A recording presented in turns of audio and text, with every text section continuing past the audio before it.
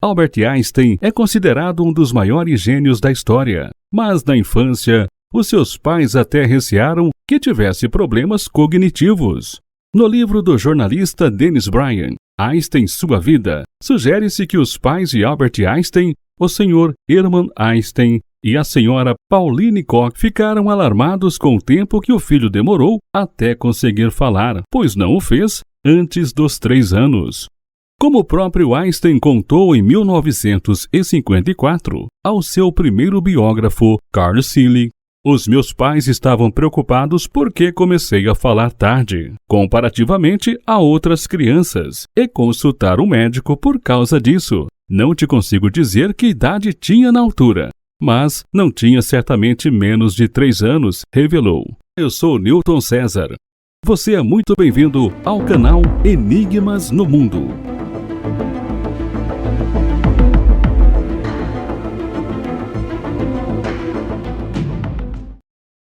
Desde muito jovem, Einstein era influenciado pelo interesse do pai e do tio, que eram engenheiros elétricos, também um amigo da família. Estudante que jantava sempre com eles na infância de Einstein, também influenciou o garoto no gosto por ciência, apresentando inclusive um dos livros prediletos da vida de Einstein, A Juventude em Zurique. Entre mudanças de cidade e falências das empresas do seu pai, Einstein enfrentou o autoritarismo da escola alemã e os preconceitos raciais tão intensos naquela época.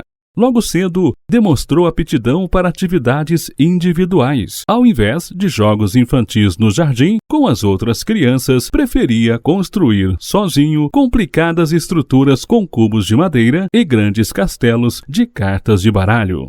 Aos 7 anos, ele demonstrou o Teorema de Pitágoras, para a surpresa do seu tio Jacob, que poucos dias antes lhe ensinara os fundamentos da geometria. Mas, se para a matemática e para as ciências naturais ele era mais do que bem dotado, por possuidor de grande intuição e habilidade lógica, para as disciplinas que exigiam capacidade de memória, era um fracasso. Geografia, história, francês e, particularmente, o grego, constituíam obstáculos quase intransponíveis. Decorar conjugações de verbos era para ele um horror. Enfim, no conjunto das suas habilidades infantis, nada deixava transparecer o gênio que viria a ser. Seus familiares acreditavam até que ele poderia ter algum tipo de dislexia.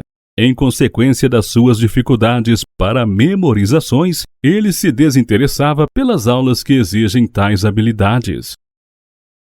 Aos 15 anos, Einstein partiu para Milão, onde vivem seus pais. Um ano depois, seu pai comunica que não pode mais lhe dar dinheiro, pois a fábrica estava, mais uma vez, à beira da falência e aconselha a arranjar uma profissão qualquer. Foi então que decidiu fazer física, mas não possuindo o currículo necessário, ele não podia entrar na universidade. Como alternativa, ele poderia frequentar um instituto técnico, e Einstein escolhe simplesmente o mais renomado da Europa Central, a Escola Politécnica Federal, e ainda hoje famosa em Zurique, na Suíça. Na primeira tentativa de ingresso, ele é reprovado nas provas de botânica, zoologia e línguas modernas, mas seu excelente resultado em física chamou a atenção do diretor da escola, que lhe aconselha a frequentar uma escola cantonal próximo a Zurique, a fim de obter o diploma dos estudos secundários, com o qual adquiriria o direito de frequentar a politécnica ou a universidade.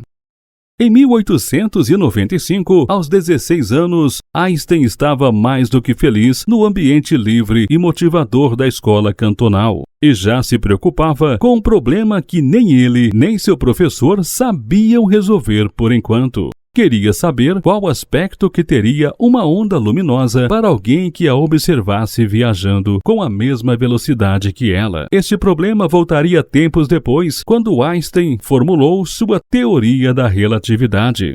Einstein foi frustrado profissionalmente por anos depois da sua formação. Acabava a faculdade. O cientista tentou emprego como professor por meses, sem sucesso, namorando sério com a colega de classe Mileva Marić e precisando manter-se no país. Em 1902, Einstein começou a trabalhar como examinador de patentes no Instituto Federal Suíço de Propriedade Intelectual, ao mesmo tempo que trabalhava como escrituário. Inicia o seu doutorado na Universidade de Zurique em 1901 a 1905. Também se casa com Mileva em 1903 e o primeiro filho do casal, Hans Albert Einstein, nasce 2 anos depois. Suas responsabilidades como pai, marido e doutorando o mantêm no escritório. Mas como o trabalho não exigia muito de seu intelecto, Einstein aproveita para escrever artigos acadêmicos em seu tempo extra. Em 1905, Einstein tinha 4 trabalhos escritos em seu tempo extra pós-trabalho. Nessas páginas estavam teorias que mudaram a história da física, como as do efeito fotoelétrico, a existência de átomos, a equação energia igual a massa vezes velocidade da luz ao quadrado, que provava que massa poderia ser transformada em energia, e a teoria especial da relatividade. Até então, ele era um cientista desconhecido, sem nenhuma representatividade alarmante na comunidade científica.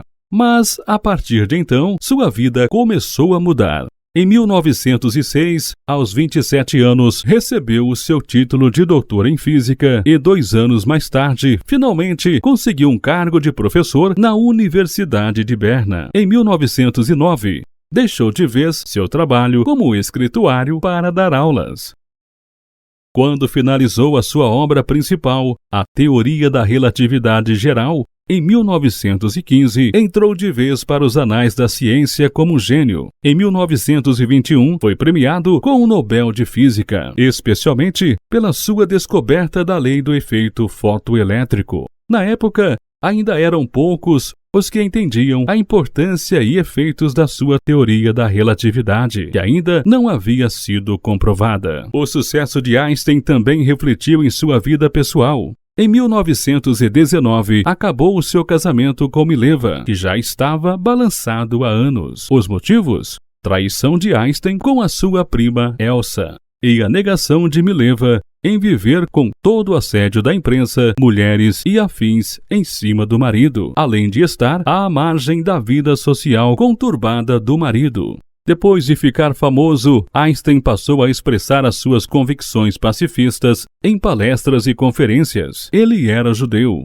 Chegou a ser perseguido pelo governo nazista de Hitler e teve que sair da Alemanha na década de 1930, pedindo exílio nos Estados Unidos, que, antes de lhe conceder o visto para lecionar na Universidade Princeton, fez inúmeras perguntas para garantir que ele não era um comunista espião. No verão de 1950, seus médicos descobriram que o aneurisma estava ficando maior. Quando foi encontrado, tinham poucas opções de tratamento e envolveram o vaso sanguíneo inflamado com papel celofane na esperança de evitar uma hemorragia. Einstein parecia ter recebido bem a notícia, assim como recusou quaisquer tentativas cirúrgicas adicionais para corrigir o problema. Recusou a cirurgia, dizendo: "Quero ir quando eu quiser. É de mau gosto ficar prolongando a vida artificialmente. Fiz a minha parte. É hora de ir embora e eu vou fazê-lo com elegância." Em 18 de março de 1950, assinou seu testamento, nomeou sua secretária e amigo como seus executores literários. Deixou todos os seus manuscritos para a Universidade Hebraica de Jerusalém, a escola que ajudou a fundar em Israel, e legou seu violino para seu primeiro neto. Também organizou seus assuntos funerários. Queria uma cerimônia simples e sem lápide. Escolheu não ser enterrado, já que não queria ter um túmulo que poderia ser transformado em um local turístico. E, ao contrário da tradição judaica, pediu para ser cremado. Seus últimos dias foram relativamente pacíficos. Morreu na manhã de segunda-feira, em 18 de abril de 1955, no Hospital de Princeton, a 1h15 da manhã, com 76 anos de idade, tendo continuado a trabalhar até quase o fim de sua vida. Assim termina o nosso vídeo de hoje. Não esqueça, deixa seu joinha, se inscrever no canal e compartilhar com seus amigos. Até um próximo vídeo.